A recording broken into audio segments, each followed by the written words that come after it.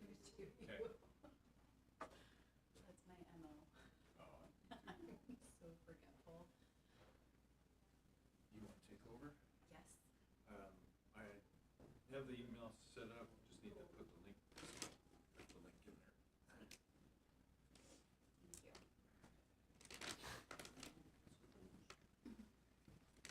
Are we going up again? Yes, he left at 4:30 a.m. on Tuesday.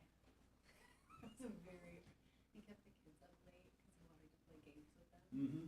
It's been a long week. How did you get to the airport? Me Oh, and the kids. Oh. After staying up late on Monday. Wow. Yikes. Are you staying here, Hannah, or are you coming back to my mom's class, aka my class today? Huh? Maddie's back there. Go back to the class, Hannah, please. Yeah. Transition. It'll be a short, I think it'll be a small group today. Yeah. All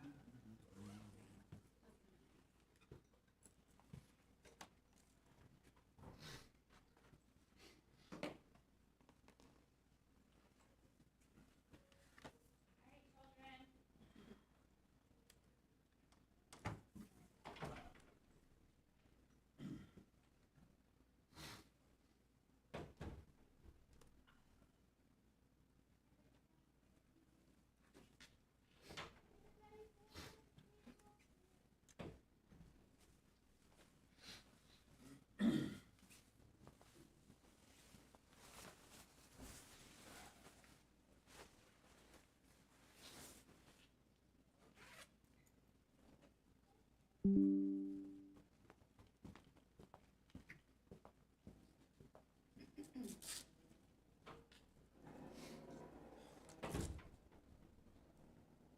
Sound.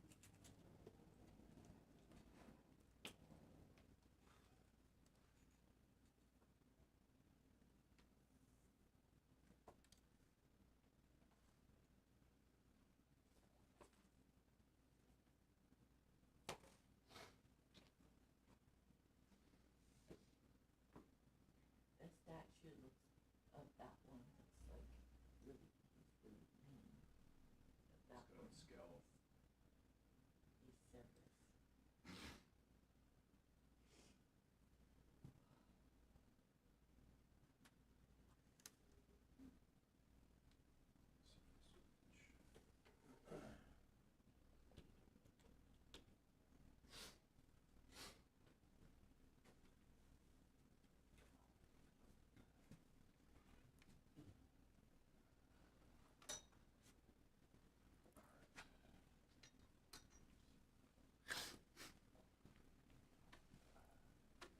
Skeleton crew today.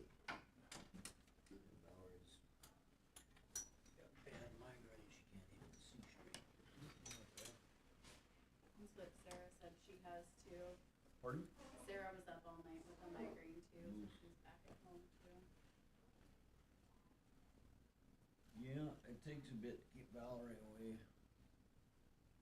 Migraines are awful. Does she get the ocular aura ones where she can't see? The halos? Yeah. Yep. Yeah, that started last night. Those are the worst. Right about the end of the Packer game. Oh. By the way, did the Packers win last night? Oh, no, they blew a Good Jeff big shaking lead. his head. No.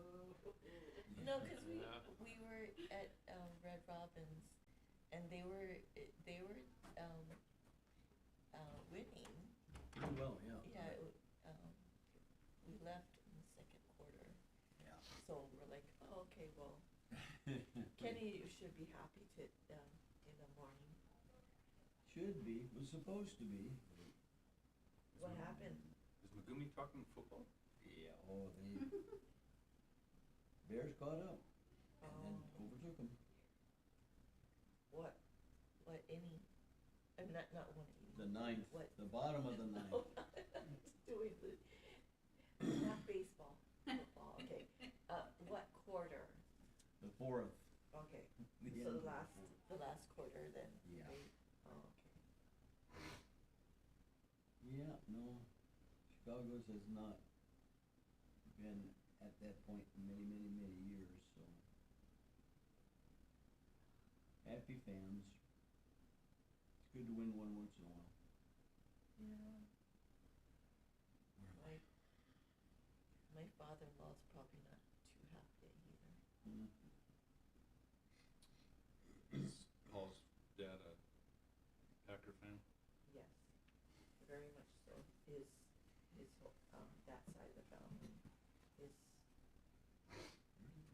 grandparents actually had, said reserved parking for a Packard fan or something like that.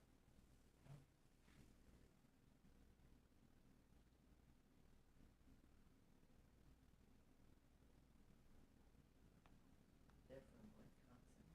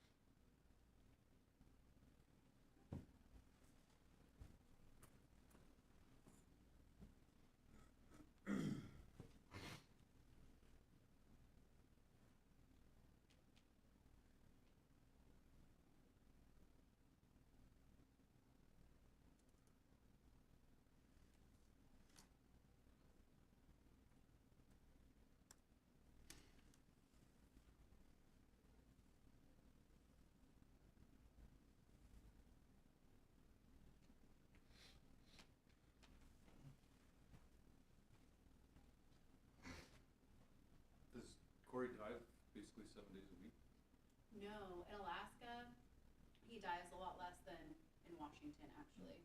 So usually for sea cucumbers, they dive on Monday, Tuesday, and they get their load all in one day. Then they move to the duck spot, and they can usually get all of that in one day. So usually it's only 2 days of diving, Oh, wow. but the weather's really, really bad right Yeah. now. So they're not sure that they're gonna be able to get the duck samples back. Mm. So he did sea cucumbers on Monday. We're hoping that he'll have work. Yeah. But I think he's gonna have to drive around like Shacken or something like that to the other side.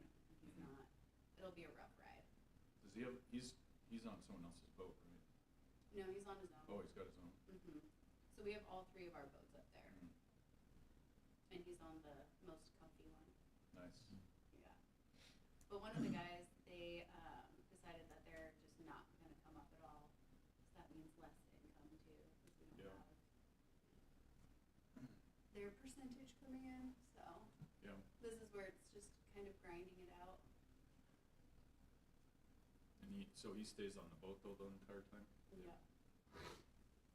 How often does he go on the shore?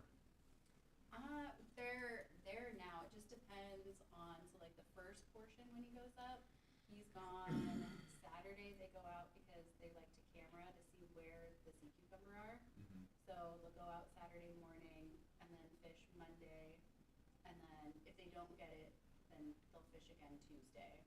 And then Wednesday night, they'll usually go back into town. So it's Saturday to Wednesday night. Okay. And then Thursday, Friday in town, and then back out Saturday. Gotcha. That's like the busy time. Yeah. Does he and his crew stay on the boat though while they're in port? Yes. Yeah. His crew, like, all the guys immediately, it's like as soon as they're done offloading, just all head to the bar. Yeah. So, and Corey's like in bed at 8 o'clock, so he wakes up to Yeah. a ruckus. Yeah. Yeah. Hungover.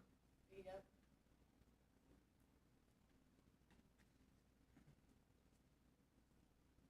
It's a lot of closeness.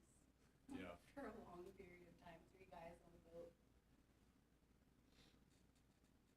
I can't believe that I went up and we were engaged. It was me and 3 guys. Yeah, They liked it because nobody else had to cut. yeah. Very cramped quarters.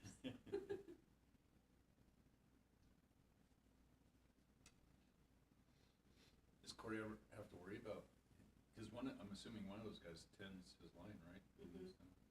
So there's one tender, two divers, so the Okay. tender does both. Does he come in, from a binger? I don't, actually, the tender doesn't drink. Okay, good. Yeah, he used to have some problems with other substances, and now he's sober, and he actually, when he hits land, he just goes straight to the gym. Oh, He goes to the gym a couple times a day when they're in, nice. yeah. The diver and then the other guys on the other boats, they like to party. Yeah.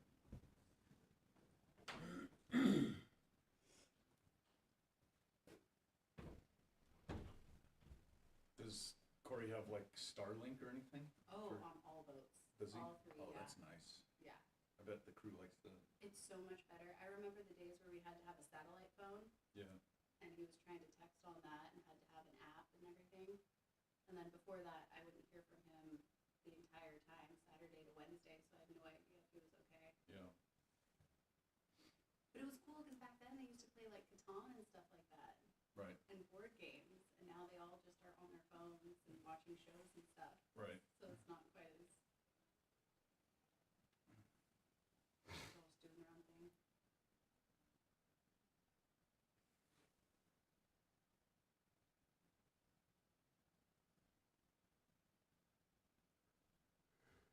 What's Paulo doing?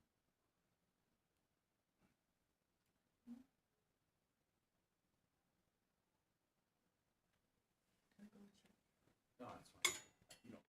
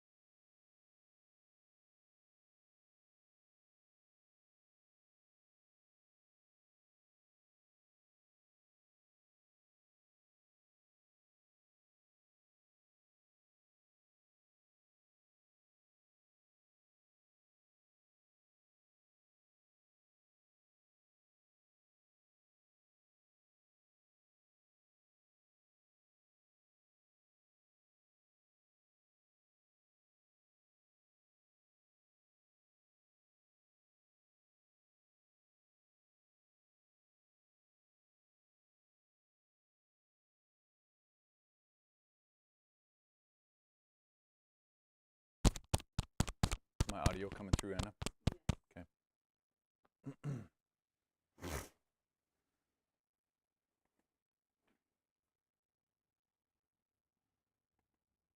Whoops.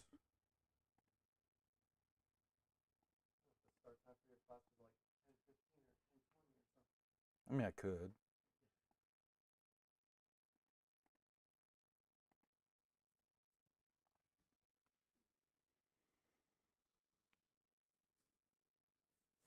All right. Good morning. Is there a volunteer to open us up in prayer this morning? Kenny? Lord, good morning.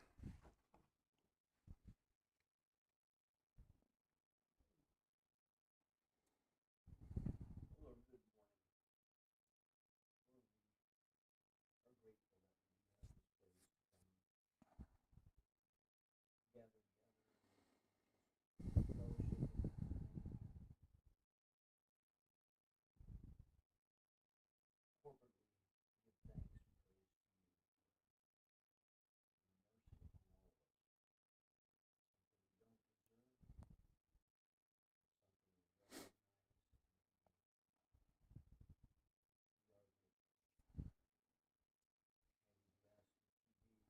we do ask that you be merciful and grant the pastor safe passage to Hawaii. Protect him while he's there. And Laura taking him to and from. Lord, help us now to open our minds to your word. Even in history, there are important points. It all ties together. So help us to understand. Give us wisdom, we ask in Jesus' name. Amen. Amen.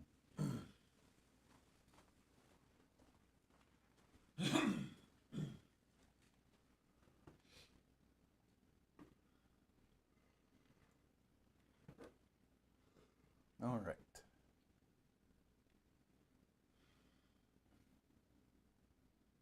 So I'll do a quick recap as we're buzzing through the history of Rome.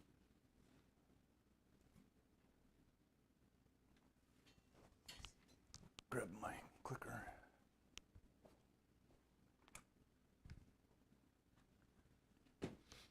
So if you remember around the turn of the century, after Commodus's assassination and Severus's death, his two sons take the throne, and they don't get along at all. So Caracalla ends up killing his brother using a hired mercenaries. Huh? Wrestler? Well, that was Commodus. Oh, that was the other. Yeah. So Caracalla, the two women one becomes important at this time period. So we have Julia Misa and Julia Domna. So Julia Domna is the mother of both of these boys. And so if you remember, they set up different sections within the palace, built a wall between each other within the palace, and they're essentially kind of destroying the empire because they can't get along. So Julia Domna, their mother, proposes a peaceful meeting, and so they attend the meeting, and in the background, Caracalla hires mercenaries to come in and kill his brother. So they interrupt the meeting, storm in the meeting, and they kill Geta in front of Julia, his mother.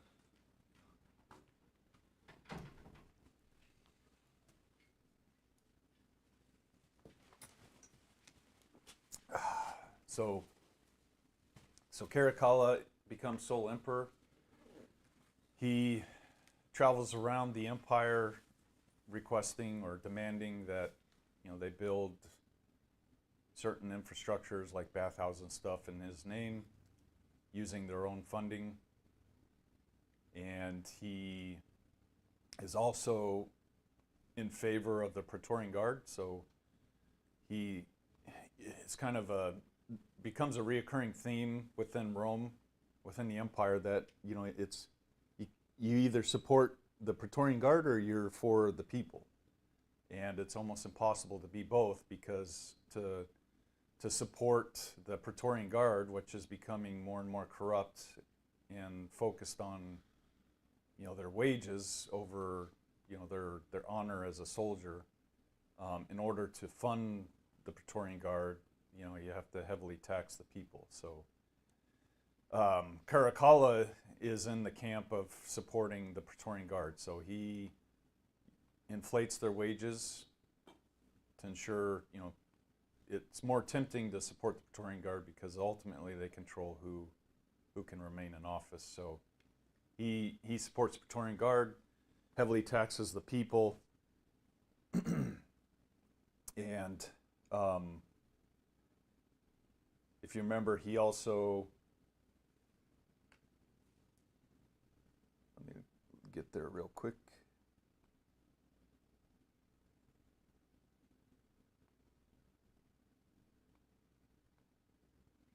Didn't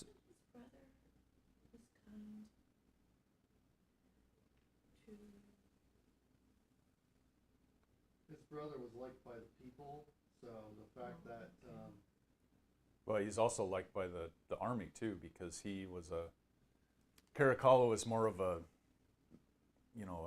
introvert. He was isolated, wasn't very friendly.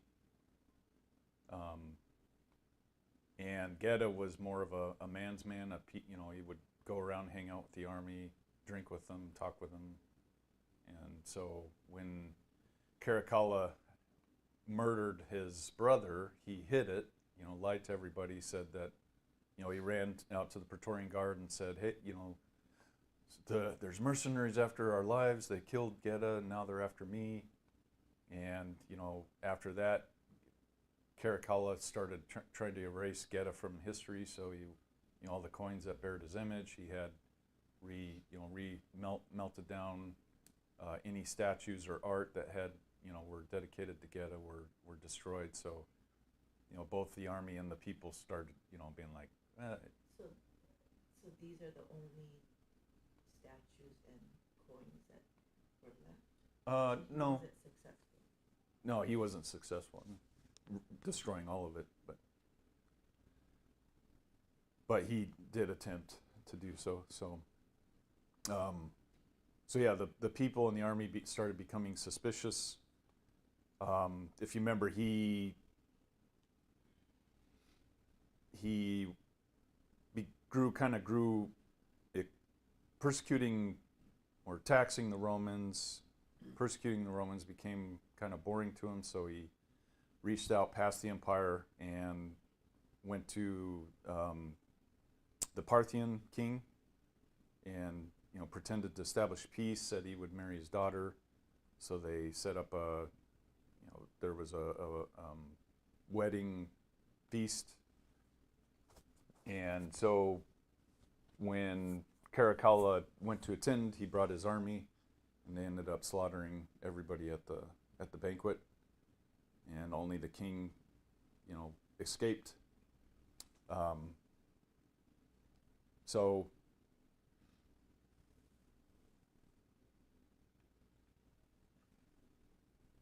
ultimately,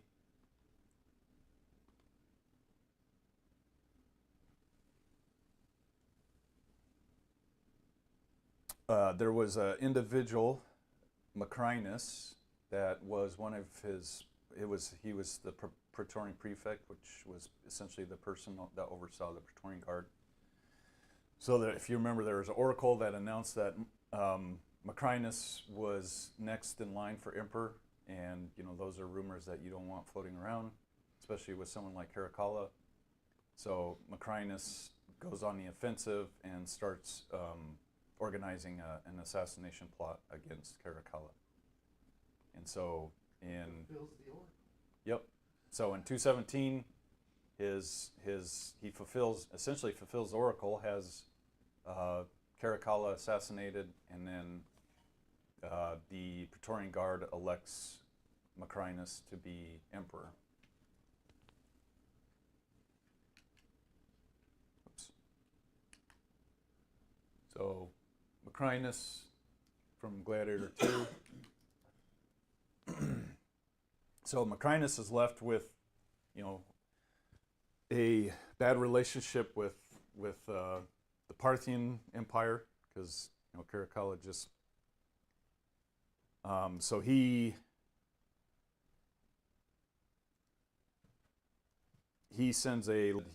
pays the Parthians a large portion of their gold, and then returns their hostages to Parthia.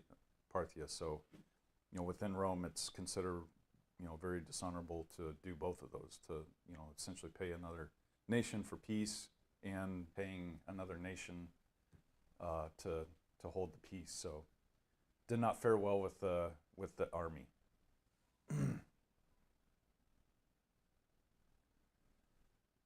Also, Macrinus refused to, throughout Rome's history, when an emperor is assassinated, usually his entire family is wiped out too, just to ensure that there's not a rising up or another suitor from that same line to take the reign. So, but Macrinus refuses to kill off Caracalla's family, and so Julia Domna, his mother, her sister Julia Misa, starts kind of organizing back in Rome a suitor to take over emperor, which is her grandson Elagabalus.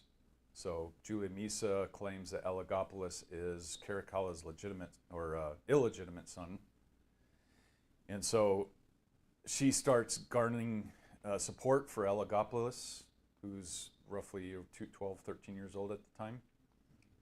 The legions in the east start supporting Elagabalus, with the promise of, reinstituting their pay back to where it was. So they start revolting in the east, in the Syrian region, and so Macrinus is forced to march out and confront the legions there. So ultimately, Macrinus is defeated, and he escapes, but is announced as enemy of the state and is eventually executed. The Both. 13-year-old? No, Macrinus, the emperor. So he marches out against Elagabalus and his legion. So he would be the cousin of Caracalla. So Caracalla's mother was Julia Domna, and then Julia Domna's sister is Julia Misa, and then Julia Misa had a grandson named Elagabalus. Oh, okay.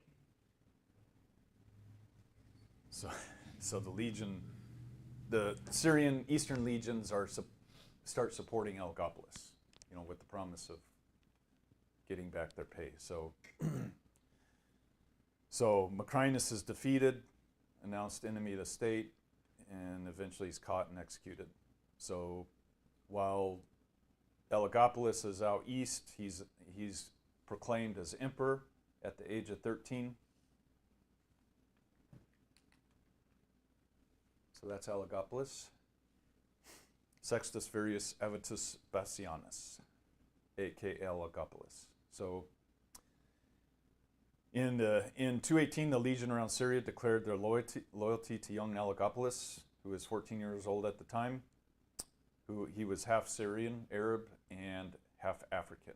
So prior to becoming emperor, Elagabalus served as the head priest to the sun god Elagabal. So hence his nickname, or what people call him now, is Elagabalus. So that's based on the Persian sun god Elagabal.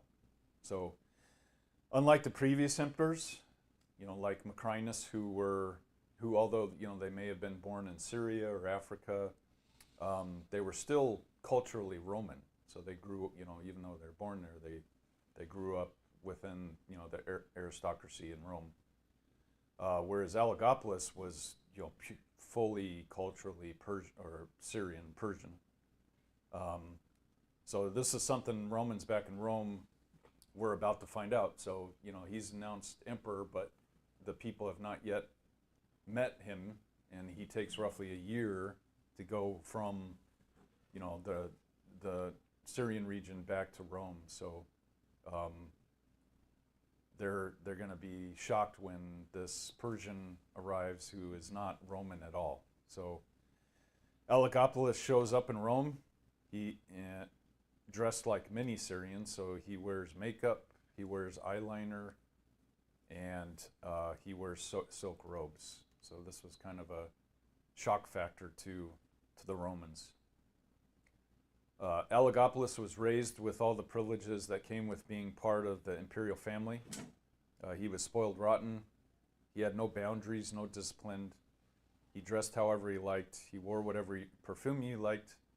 And he frequently consorted with any man, woman, boy, or girl that caught his fancy.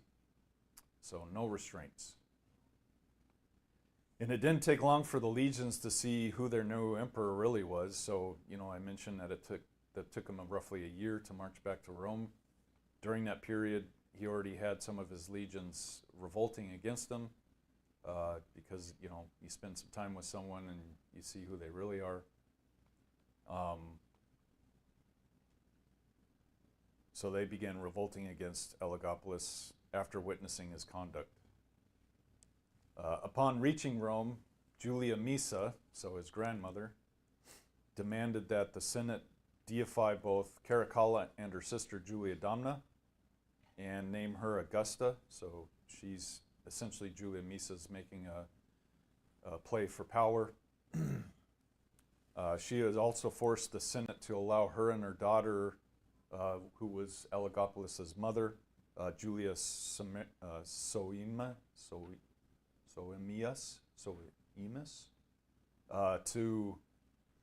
to attend the senatorial sessions. So prior to this, no women were allowed to attend the senatorial sessions. They could listen in behind a veiled wall, but they weren't allowed to attend in person. So Julia Misa forces the Senate to accept both Julia and her daughter as part of the meeting. So Julia Misa is aiming to become the most powerful woman that Rome had ever known. So Elagabalus, on the other hand, refuses to be controlled by his grandmother, and at the end of the day, his role as high priest to the sun god was more important to him than being emperor. So Rome, as we discussed, was highly superstitious society. They took their temples and ceremonies very serious. But to Elagabalus, there was only one god, the sun god. So shortly after arriving in Rome, he had all the temples to Jupiter converted to temples to Elagabal. So imagine you know how well that went over. And he also instituted sun worship and required the Senate to take part in the worship. This was blasphemy to Rome because they feared how Jupiter would respond. So today, Elagabalus would be classified probably as a transgender. His conduct became a source of shame to Rome. Homosexuality wasn't uncommon in Rome, but only if you were the dominant partner in the relationship, whereas Elagabalus was what you would, I guess, call the wife of the relationship. He even referred to himself as wife, or what we would say wifey, and also referred to himself as queen instead of emperor. So, interesting person. He also took at least 5 wives, sometimes abandoning them, almost immediately after marrying them and then returning to them shortly after.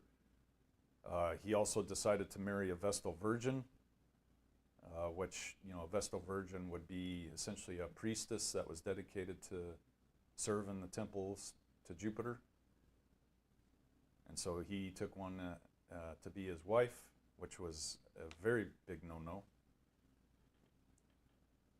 So ultimately, real quick too, it's this worship that, I guess I can talk about this real briefly. So this worship of the sun god that Elagabalus institutes, as we'll read in the next coming emperor, it remains, and ultimately, it's said that that's why we dedicate December 25th as Christ, the birth of Christ, because that was the day, that was the sanctity, or that was a specific day dedicated to the sun god, Persian sun god. So just a quick side note there.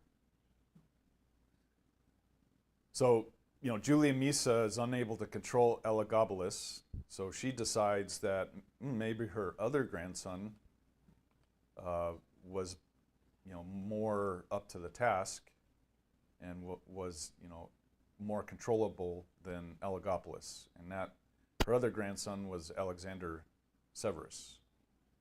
So she decides to focus her efforts on Alexander to see what he's made of. So in contrast, Alexander was a quiet, serious boy. So if Julia played her cards right, she would be able to position Alexander as the next emperor, knowing that Elagabalus was basically headed towards a dagger. So Julia Misa requested that Elagabalus name Alexander as heir to the throne, and she convinced him to do so. Coincidentally, as soon as Elagabalus named Alexander a successor, the assassin plots begin to become a common occurrence. So Elagabalus manages to escape several attempts, but it was becoming obvious that of his enemies, the most dangerous ones were the Praetorian Guard, who had front row seats to the corruption of Elagabalus. So Elagabalus decided that he could no longer trust the Praetorian Guard, especially since they all seemed to love his cousin Alexander so much. So furious at being duped at appointing his own replacement, he revoked Alexander out of his will, and he also declared that Alexander had died to see how the people would react. So the Praetorian Guard went into a frenzy and threatened to riot if Elagabalus didn't produce the boy right then and there. Elagabalus was pleased that he fleshed out their true feelings, but shortly realized that he was in a difficult position, as the Praetorian Guard refused to step down and threatened the emperor with deadly force if he didn't produce Alexander. So Elagabalus complied and escorted Alexander to the Praetorian Guard, where they proceeded to hoist Alexander onto their shields and began proclaiming him Caesar. And Elagabalus interrupted the celebration to remind the Praetorian Guard that Alexander was not or would never be Caesar, and that his words were final. So, as you can imagine, that was received well by the Praetorian Guard. So the Praetorians turned to Elagabalus with hate in their eyes, and Elagabalus realized how much danger he was in. So he and his mother immediately tried to flee Rome, but were immediately captured by the angry guards. They were killed, and their bodies were dragged through the streets of Rome. So Elagabalus was 18 when he was killed.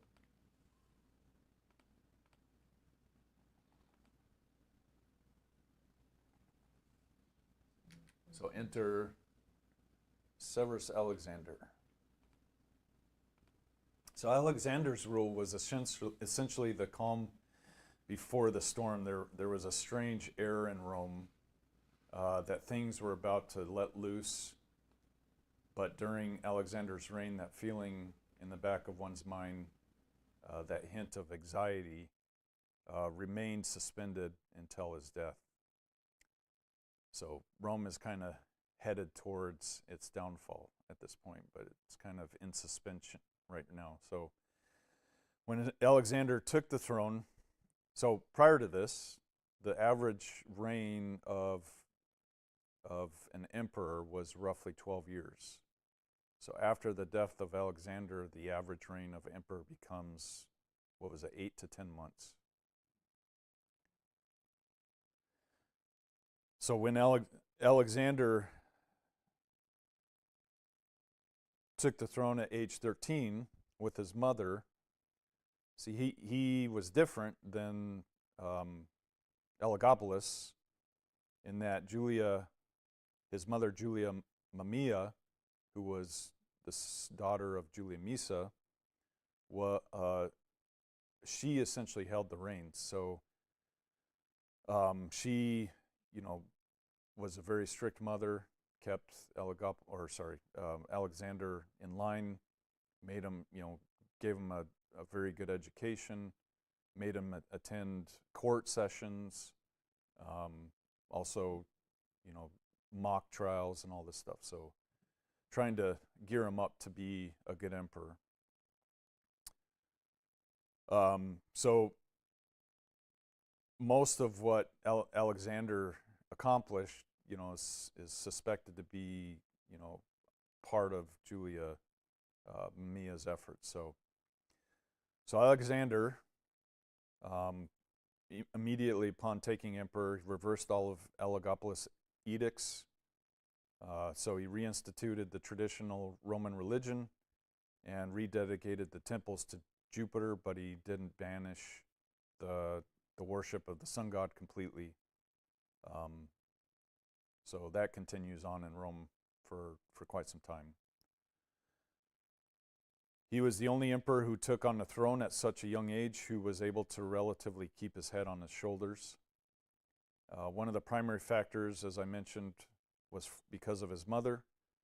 She was a disciplined mother and had seen up close how power can corrupt. But of course, standing over her shoulders was her mother, Julia Misa, who would not allow a teenager blow her control a second time. So Julia Misa keeps her hands in the mix.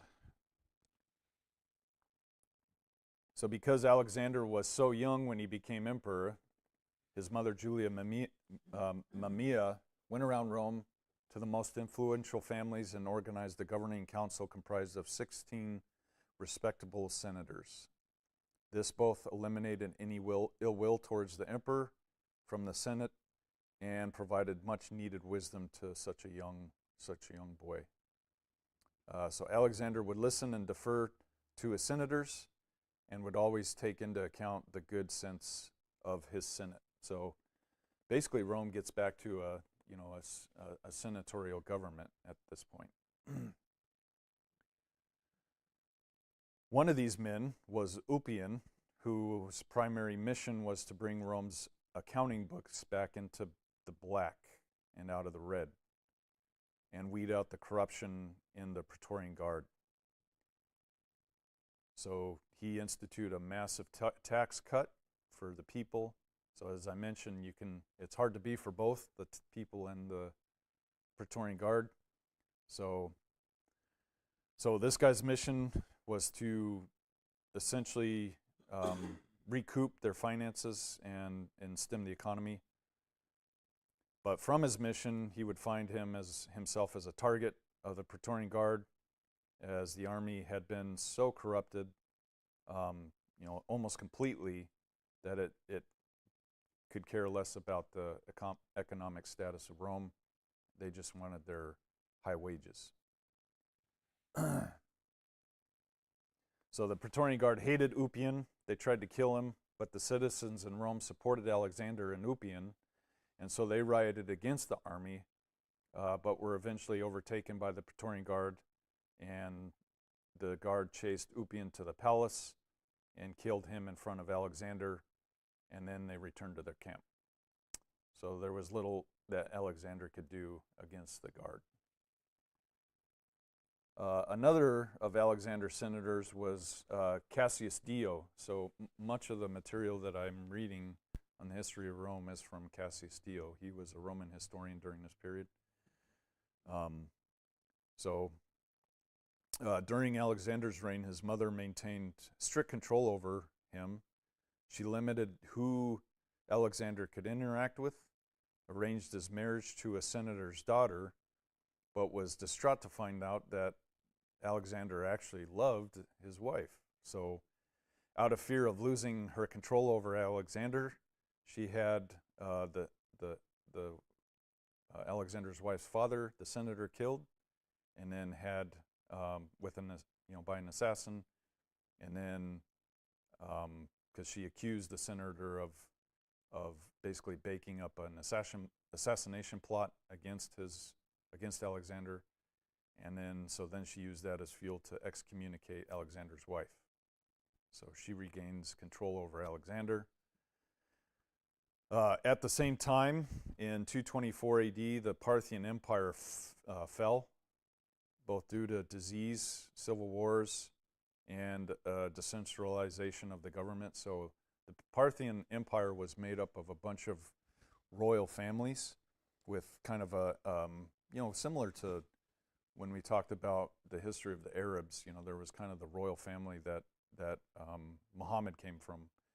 So the Persian Empire was kind of similar to that. There was a royal family that kind of led all the other royal families, and eventually one of the royal families was of Iranian descent. They came out on top and established the beginning. So they kind of, there was this internal civil war going on. So one of the royal families was an Iranian family, and they ultimately came out on top, and they began what we know as the Sassanid Empire. So this was led by Ardashir I from the house of Sasan. So Ardashir went against the ruling king of the Parthian Empire, who was Artabanus IV, and defeated his army, ending the Parthian Empire. So for the next 400 years, the Sassanids would establish an empire that would expand from Egypt to India and from Saudi Arabia to Russia. So they would become the next opponent of Rome.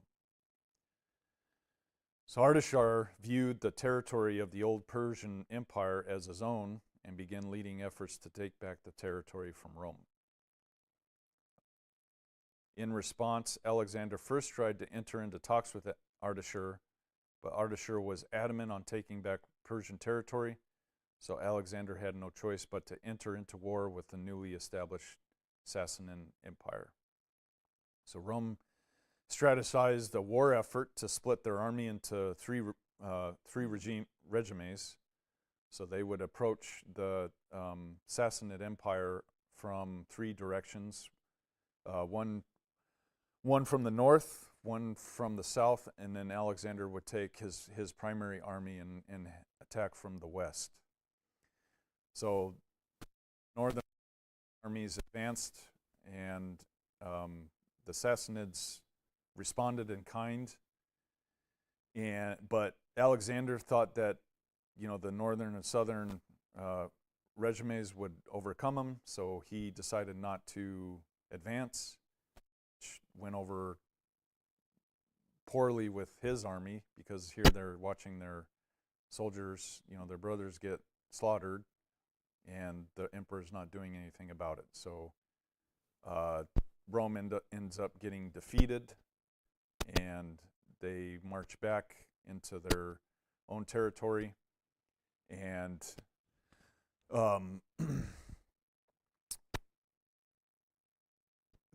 but they're lucky. Alexander was lucky because the Sassanid Empire, Ardashir, he was dealt heavy blows as well, and they were kind of facing disease as well. So he decided to turn back to his territory, and so Julia, Alexander's mother, used that as evidence that Rome actually won. So she sent word back to the Senate that they had defeated the Sassanids.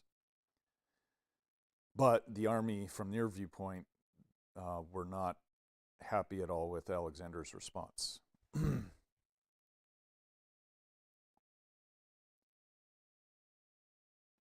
Also worth mentioning that while Alexander was sitting in his tent, guess who was with him in his tent while his northern and southern armies were being killed? His mother. So she's always there.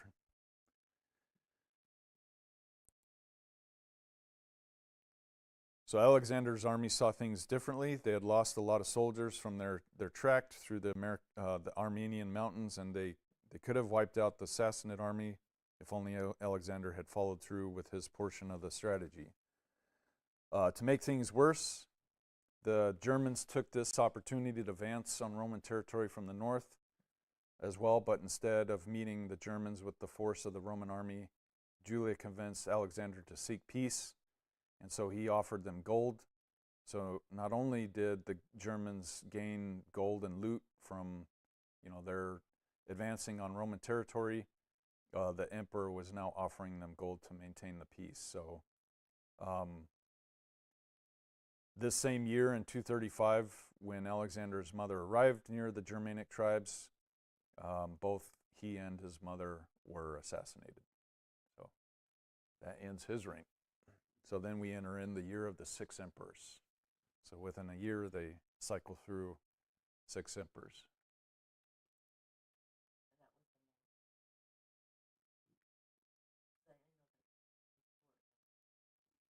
Yeah, we had the year of the 3 emperors, the year of the 5 emperors, and now will be the year of the 6 emperors.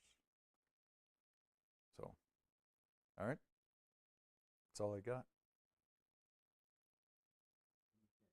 Going back a little bit on when you brought up the Christmas. Yeah. As one of the times to come here, we'll do a lesson on the different traditions that influence Christmas as we know today. But for the 25th, I'm sure you've heard Sol Invictus, Sol Invictus, which was considered the birthday of the unconquered sun god Saturn. And so the festival was called Saturnella, or something along those lines, Saturnella. Yeah, the Constantine kind of laid over that pagan Right. celebration with what we celebrate today as the birthday of Jesus, Right. on the 25th. Yeah, and Saturn was the equivalent to, the Persian god Elagabal. The other thing I found interesting in your studies here, have you come across this name, a Roman, Quintus Fabius Maximus however you pronounce his name, Veracius or something like that, or could you read that word?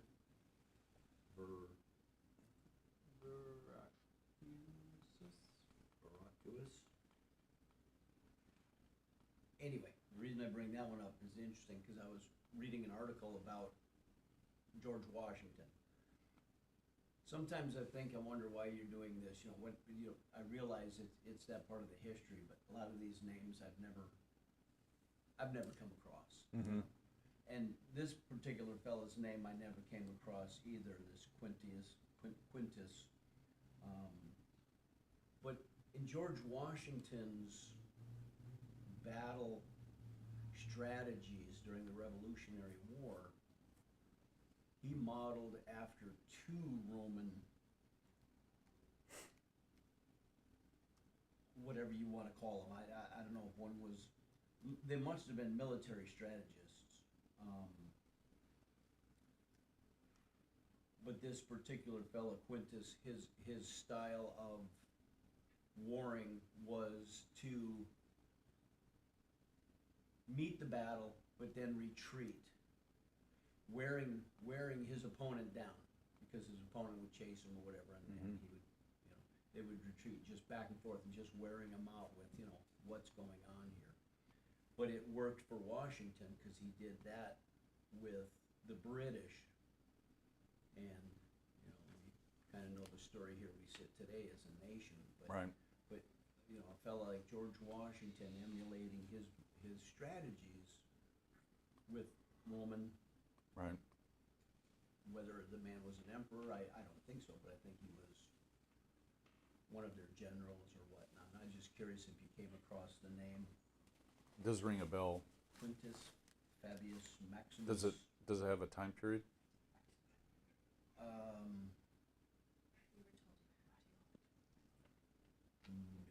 I'd have to look into it further. I just brought the name up so I can see his name, Quintus Fabius Maximus Brocus. 280 to 203 BC. So he was around Caesar's time Okay. when Caesar came about. Yeah, he was one of the generals. So was this after what you're doing here or well before? This is well before. Okay. This is back when, you know, the office of emperor started, you know, being developed by, you know, Caesar. Okay. So Yeah, this war strategy of his was called the Fabian strategy. Avoiding decisive battles in favor of a war of attrition was mirrored by Washington during the Revolutionary War. yeah, So, You said 200 BC or? 280 to 203 BC. So I mean, that's pretty much before the time frame that you talk about, because I mean, you were probably after that as far as dealing with Julius Caesar Yeah, and Augustus. Gaius Julius Caesar was around 100 BC. That would have been during the period of time when Rome was still a true republic, Yeah. probably. Yeah. Yep. You know, that's when they would, if it was a time of war, they would essentially hire a dictator for a time. And then once war was over, they would basically retain power or governance.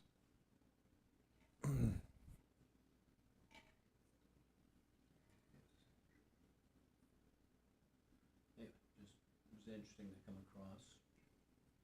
Well, you know, if you wonder why I'm going through the history of Rome, because it has one of the biggest influence on, you know, the church and what happens to the church. So, yeah, I kind of want to help us understand how Rome got to that point. And, you know, so far, you know, they've heavily persecuted the Christians through, you know, from the time of Jesus' death to now. Although Alexander it's written, but it's not confirmed, that he actually supported both the Jews and the Christians and had actually images of Christ. And You had made mention in one of the classes prior about the term, they used the term of governor. Presiding, I would the assume bishops? over areas, the bishops. bishops or governor, is interchangeable term or? Well, are you talking about a church or are you talking about civil? In Rome, Oh, in Rome? in the Yeah, Roman like- ruling, Yeah, the local governors. yeah. Yeah. Because Luke chapter 2, when it talks about Cyrenius, which I'm sure was Roman, was the governor of Syria at the time that Mhm. the decree came out for the census. So I kind of looked at his name and, you know, why. It's mentioned, I know, for a reason, you know, but it was during a time frame that you were teaching and had brought that. Yeah, that's probably during Nero's reign. Being a governor, or being it was another term though. There's prefect, there's governor. I can't remember the name. But, anyway, it was just interesting. Okay.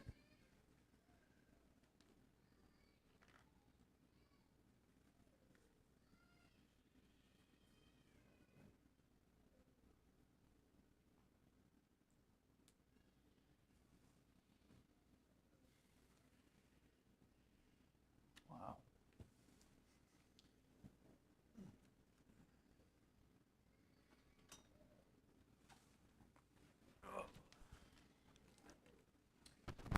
Yeah, I don't know if we'll get a chance to go north, but if we do, we touch base with the Monday.